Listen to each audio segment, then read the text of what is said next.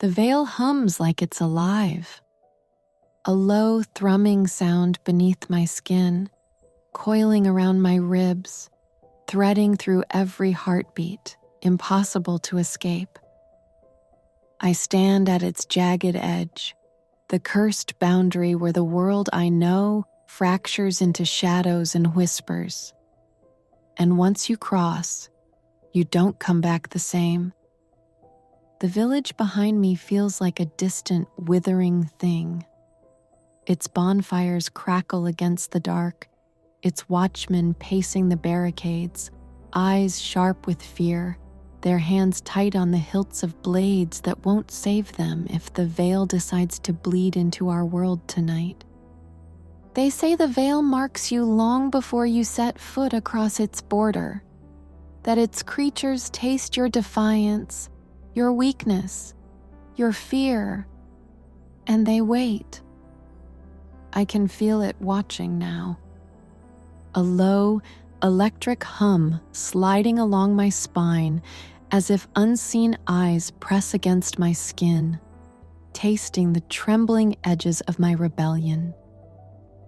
My fingers tighten around the leather-wrapped hilt of my father's old blade, the weight of it unfamiliar in my grip. I'm not a warrior. I never wanted to be. But they left me no choice. The elders branded me Veilborne, marked, cursed, untouchable. They whispered it in the town square like a death sentence, their voices dripping with quiet disgust as they pointed to the mark that bloomed beneath my ribs, dark as ink, alive with an unsettling glow that only grows stronger when I get too close to the veil. I didn't choose this.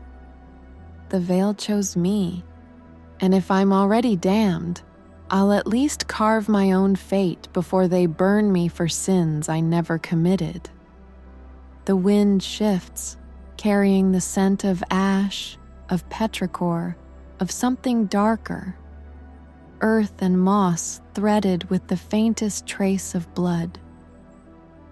The veil pulses in front of me, its surface writhing like smoke, torn and fractured, bleeding faint silver light across the forest floor.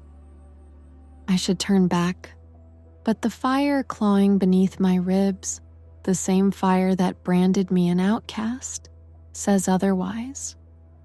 The first step is the hardest. The second seals your fate. And the third? You belong to the shadows. I press forward, the cool mist of the veil curling along my legs, icy tendrils tasting my skin like a predator's breath against the back of my neck. My heart riots in my chest, but I keep walking, the weight of my blade grounding me as the world warps around me, colors bleeding into darkness, sound stretching thin. The villagers said the veil was madness. They never told me it was beautiful. The trees twist overhead, their branches skeletal, dripping with silver thorns that glisten like fractured stars. The ground pulses faintly beneath my boots, alive, aware, whispering in a language I almost understand. Marked, the shadows hiss, curling along the edges of the path, tasting my defiance. Veilborne. I should be afraid. But the fire beneath my ribs blazes hotter, the mark pulsing in time with the shadows breathing around me. Something stirs deeper within the veil. A presence, dangerous, ancient, impossibly magnetic, pressing against the edges of my awareness, coiled in the darkness, watching. And I realize the veil isn't the only thing waiting for me. The pressure in the air deepens. It's not just the strange beauty that steals my breath. It's the knowing. The veil isn't passive. It's a living force, pulsing with dark awareness.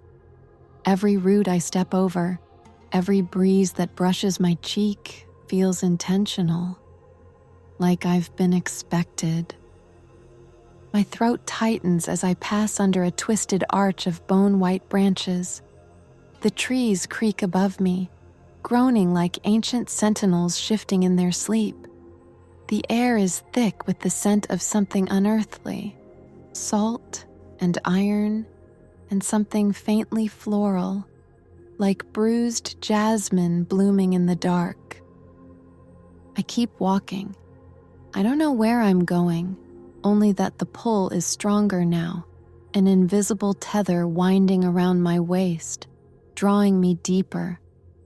The whispers rise again, soft at first, curling beneath the wind, but they grow louder with every step.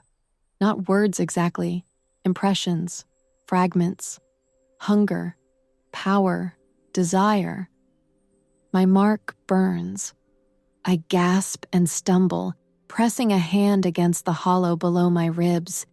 The ink-like lines flare with molten heat beneath my palm. Something is coming.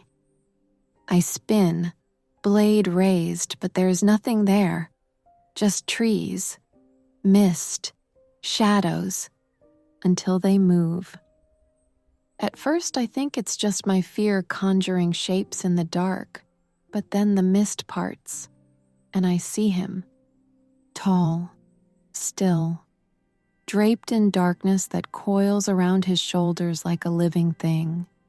Not mist, not shadow, him. He doesn't step into the clearing so much as emerge from it, like the forest has birthed him whole. His skin is pale, almost luminous, in sharp contrast to the ink-black robes that cling to his broad shoulders. His hair is raven dark, tousled, falling over a brow marked by a sigil I don't recognize, twisting and ancient, like it's carved into his flesh by the veil itself. But it's his eyes that pin me, silver, and not the dull, lifeless kind. No, his are liquid metal, full of depth, burning with knowing. They see me, all of me, like he's peeling back my skin and devouring the girl beneath. He says nothing, just watches. And somehow, that's worse. Who are you? My voice doesn't tremble, but barely. I lift my chin, forcing defiance into my stance even as my pulse races. He tilts his head slightly. A predator studying prey, or a god deciding if I'm worthy of breath. You crossed willingly. His voice is deep, melodic, low thunder wrapped in velvet. It slides over my skin like a touch. I swallow. I had no choice. He steps closer. The shadows follow him like loyal hounds, curling around his boots as he moves with the grace of something not entirely human. There's always a choice, little flame. Little flame. The way he says it, mocking yet reverent, like he's tasted fire before and knows how easily it burns. You know what I am, I whisper. His gaze drops to the mark beneath my ribs, glowing faintly through the fabric of my tunic. Veilborne, he murmurs, not with fear, not with disgust, but hunger. I didn't ask for this. No one ever does. Another step, now close enough that I can see the faint glow of veins beneath his skin, dark, like rivers of shadow pulsing beneath the surface. But the veil doesn't mark the unworthy. He lifts a hand, slowly, deliberately, and brushes the backs of his fingers along my cheek. I freeze. The touch is feather-light, but it sends heat racing through my veins, settling low in my belly. You feel it, he says. The pull. I nod. I can't lie. Not with his hand still near my face, not with the mark blazing like a second heartbeat. What does it mean? I ask. My voice is smaller now, caught between dread and a hunger I don't understand. He leans in, his lips ghosting near my ear. "It means," he breathes, "you are mine. You are mine." The words coil inside me like smoke, dense and burning. Everything in me wants to recoil, to reject the claim. But I can't move. Not because I'm afraid, though I am, but because something older than logic holds me still. Something inside me responds. The mark pulses. My blood sings. And the tether between us, the one I felt the moment I stepped into this cursed realm, tightens. His breath brushes the shell of my ear, cool and possessive. I can feel the weight of his body, though he hasn't touched me again. I can feel him in my bones. "What are you?" I ask, barely a whisper. He draws back just enough that I can see his face again. There's a curve to his lips that isn't quite a smile, more like a promise or a threat. I'm the Veil's chosen, its scythe, its shield, and its sin. His fingers trail down from my cheek, grazing the column of my throat. He doesn't press. He doesn't need to.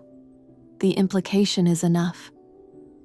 "You should run," he murmurs. "Scream. Fight." I swallow hard, but I don't move. "Then why haven't you hurt me?" I ask.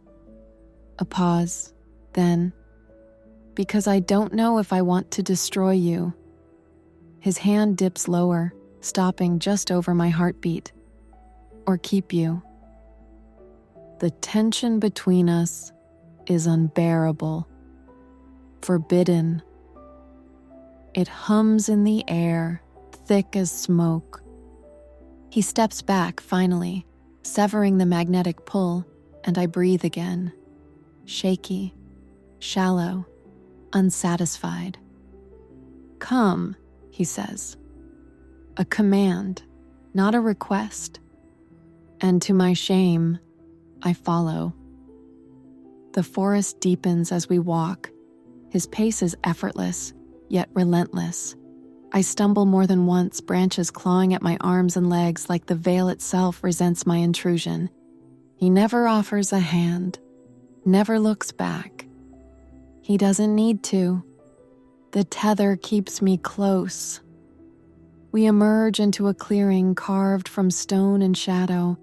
Obsidian pillars rise like jagged teeth around a ruined temple, cracked and weeping silver vines that glow faintly in the gloom. The Veil's heart, I realize, or something close to it. He halts in front of the broken altar, then turns. "You cross the boundary," he says. "Now the Veil has claimed you." My pulse stutters. Claimed? "You bear its mark. You walk its soil. You breathe its curse." His voice drops. "You cannot go back." "You have until the next moonrise," he says, voice low and lethal, "to decide what you are." What I am? His silver eyes burn. Willing prey, or something more dangerous. Then he vanishes, swallowed by the Veil's mist like he was never real. And I'm left standing alone in the broken temple, heart pounding, blood burning, and no idea what I've just begun.